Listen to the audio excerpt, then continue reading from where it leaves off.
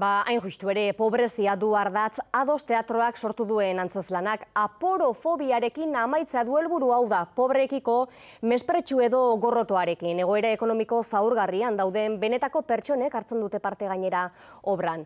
Inor ez dago urrun du izena eta artearen bidez hausnarketa bultzatu nahi dute. Antzezlana hasteko zain, antzestokian zehar banatuta, publiko artean murgilduta, irudikatzeko gizartean ezkutuan dauden istorioak direla, norbanako bat gehiago eta ez gutxiago, baina ez diegu larretarik jartzen. En Perú tenía una empresa. Perun enpresa bat nuen, ekonomikoki ondo bizi nintzen. Diru eskatzen hasi zitzaizkidan eta sexu erasoak jasan nituen.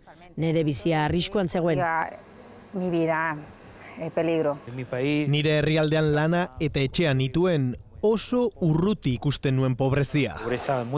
Irisi eta Danteri era bat aldatu zaie bizitza, eta egoera berri hori antzestera ausartu dira aktore izan gabe. Excedo de los 40. 40 urtetik gora ditut, oso zaila da utxetik astea berriro. Cero otra vez. Itxaropenik gabe, bakartuta sentitzen zara. Aislado de todos. Aporofobiaren biktima dira. Aporofobia azkenen da, pobrezia goran dagoen jendearekiko beldurra, gorrotoa eta gutxi espena. Ados Teatro eta Komedor Parisek elkarlanean sortua, inorreztako urrun du izena, ikusleari norbanakoari etengabeko interpelazioa eginez. Lo que buscábamos era un lenguaje oso lenguaia zuzena du. Ikusarazi nahi dugu, bizitzan, ez ustekoren bat gertatuzkero, egoera horretatik ez gaudela oso urrun. afortunados en nuestra vida. Krisia dela eta COVID-a dela eta ere bai, pobrezia klasifikazio bezala askoz gehiago suertatu dira, oso gertu dazkau eta ez gea konstiente. 3 ekintza batera garatzen doaz, diskriminatzen ditugunen antzezpena, ikusezinarazten dituzten gizartearen begiak,